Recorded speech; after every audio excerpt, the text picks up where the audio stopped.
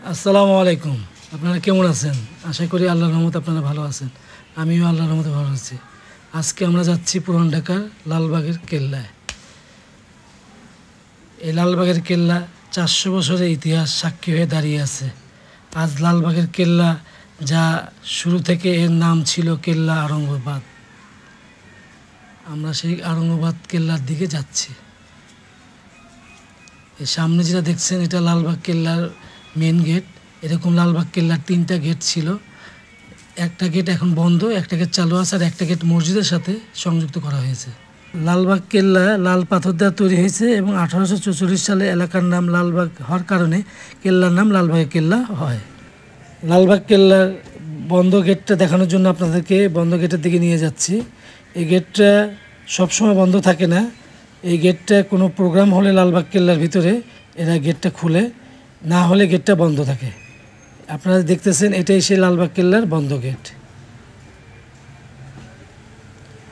এই বন্ধ গেটের সামনে হয়ে আমরা এখন যে গেটটা খোলা আছে, যে গেটটাতে টিকিট দিয়ে প্রবেশ করা যায়, সেই গেটের দিকে আমরা যাচ্ছি। আমাদের প্রবেশ মূল্য ওখানে ধার্য করা আছে যে আমাদের জন্য 30 টাকা, আর যারা ছাত্র আছে তারা আইডেন্টি কার্ড দেখালে তাদের জন্য 10 টাকা, আর সার্কভুক্ত দেশ যারা আছে তাদের জন্য 200 টাকা এবং বিদেশিদের জন্য 400 টাকা। আমরা টিকিট সংগ্রহ করে লালবাগ কেল্লার গেট দিয়ে ভিতরে প্রবেশ করলাম। এই লালবাগ কেল্লা 1678 সালে মুঘল সম্রাট আজম শাহ নির্মাণ কাজ শুরু করেন। সেই নির্মাণ কাজ 1 বছরের মাথায় বন্ধ হয়ে যায়। মুঘল সম্রাট এই দেশ থেকে যখন দিল্লি চলে যান, এই কাজটা বন্ধ হয়ে যায়। পরবর্তী সময়ে শায়েস্তা খাঁ পুনরায় নির্মাণ কাজ শুরু করেন, যা 3 থেকে 4 বছর ধরে কাজ চলে। এই কাজ চলার সময় শায়েস্তা খাঁর মেয়ে পরি বিবি মারা যান। পরবর্তীতে উনি এই কাজ বন্ধ করে দেন।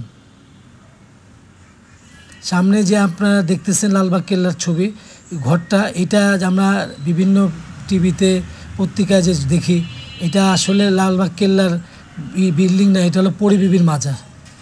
আর এই যে ডান দিকে যেটা দেখতেছেন, এটা হলো মসজিদ। এই মসজিদটা 1678 থেকে 79 সালে আওরঙ্গজেবের 3য় পুত্র শাহজাদা আজম বাংলার সুবেদার থাকাকালীন অবস্থায় এই মসজিদ নির্মাণ কাজ করেন।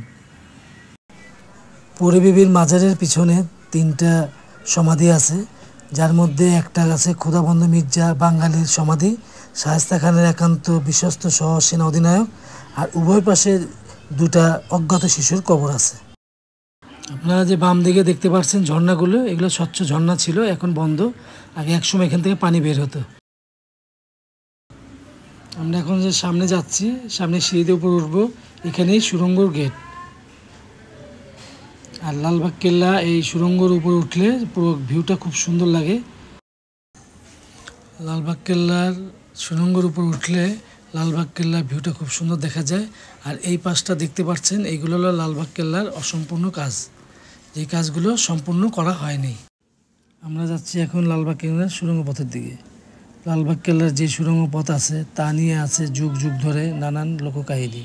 এছাড়া আছে কিছু অবেদ্য রহস্য।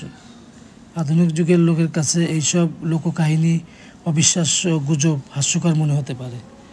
তবুও বহু সংখ্যক লোক আজও বিশ্বাস করে এবং এর সুদীর্ঘ ইতিহাস রয়েছে। কেল্লার এই গোপন সুড়ঙ্গ পথের প্রবেশপথটি দর্শনার্থীদের জন্য সম্পূর্ণ নিষিদ্ধ।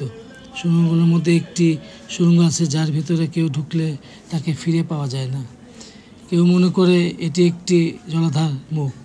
যেহেতু সুড়ঙ্গ পথের রহস্য উদ্ঘাটনের জন্য আজও পর্যন্ত কোনো প্রত্নতাত্ত্বিক খনন কাজ হয়নি, এটি নিয়ে কল্পকাহিনী চালু আছে। এই সুড়ঙ্গ নিয়ে আছে দেশি বিদেশির কাছে এখনও রহস্যময়। আমরা এখন যাচ্ছি লালবাগ কেল্লার সুড়ঙ্গ পথের 2য় গেটের সামনে। আর এখানে অসমাপ্ত কিছু কাজগুলো দেখা যাচ্ছে, যেগুলো কাজ সমাপ্ত হয়নি। এই সামনে আমরা যাচ্ছি, যে সুড়ঙ্গ পথের রাস্তাটা এখন লোহার গেট দিয়ে তালাবদ্ধ করা আছে, কারণ কি এখানে মানুষ ঢোকার জন্য সম্পূর্ণ নিষিদ্ধ। লালবাগ কেল্লার এখানে একটা গেট ছিল, আপাতত এই গেটটাও বন্ধ। আর এই কারুকার্যগুলো দেখছেন, মুঘল সাম্রাজ্যের যে কারুকার্য, সেই কারুকার্যগুলো খুবভাবে এখনও সমৃদ্ধভাবে আছে। আমরা এখন এই ফুল বাগান, এই রাস্তা দিয়ে হেঁটে যাচ্ছি। চতুর্দিকে দেশি বিদেশি অনেক ফুলের বাগান আছে, ফুল গাছ আছে। ফুল দেখতে দেখতে যাচ্ছি।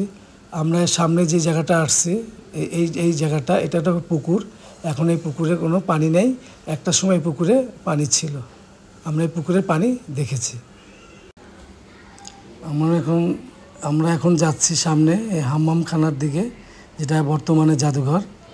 আর এখানে যে ঝর্ণা আছে, এটা স্বচ্ছ পানির ঝর্ণা ছিল, এখন আপাতত বন্ধ। আর সামনে যে বিল্ডিংটা দেখতেছেন, এটাই হাম্মামখানা। এটা হাম্মামখানা। আমরা এই ভিতরে প্রবেশ করব এখন। হাম্মামখানার ভিতরে নিচে আমরা যে প্রবেশ করলাম, এর উপরে জাদুঘর। বর্তমানে জাদুঘরের সব জিনিসপত্র এখান থেকে সরিয়ে নেওয়া হয়েছে। এইটা হাম্মামখানা। এই হাম্মামখানার ভিতরে আমরা প্রবেশ করছি এখন। আপনাদেরকে দেখাচ্ছি হাম্মামখানার। এটা একটা ঝর্ণা। ভিতরে আরও হাম্মামখানার এই যে ঝর্ণা, গোসলের স্থানগুলো আছে, দেখতে পারবেন আপনি।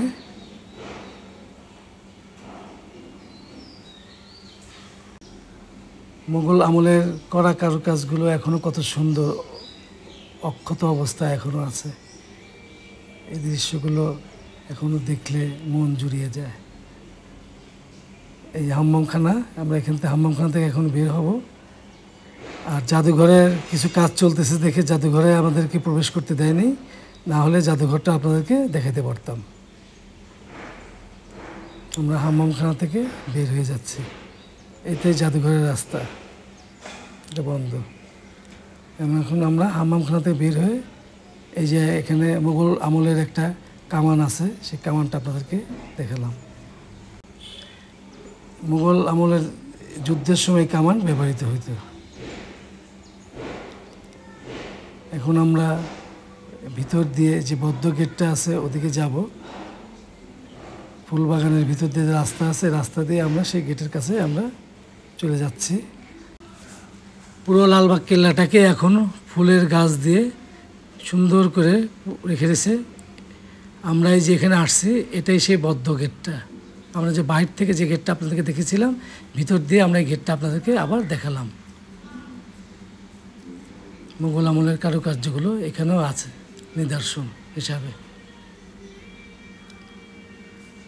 ফুলবাগান দেখতে দেখতে আমরা লালবাগ কেল্লা থেকে এখন বের হয়ে যাব। আমরা এখন লালবাগ কেল্লার যে গেট দিয়ে প্রবেশ করেছিলাম, সেই গেট দিয়ে আমরা বের হয়ে যাচ্ছি। আমরা বের হয়ে এখানে আখের রস পেলাম, সেই আখের রস দুজনে খেলাম। আমার বড় মেয়ে আমার সাথে ছিল। আমরা আখের রস খেয়ে এখন বাসার উদ্দেশ্যে রওনা দিব। আমরা এখন চলে যাচ্ছি বাসায়। আবার পরবর্তী কোনো ভিডিওতে আপনাদের সাথে দেখা হবে। সেই পর্যন্ত আপনারা ভালো থাকেন। আসসালামু আলাইকুম।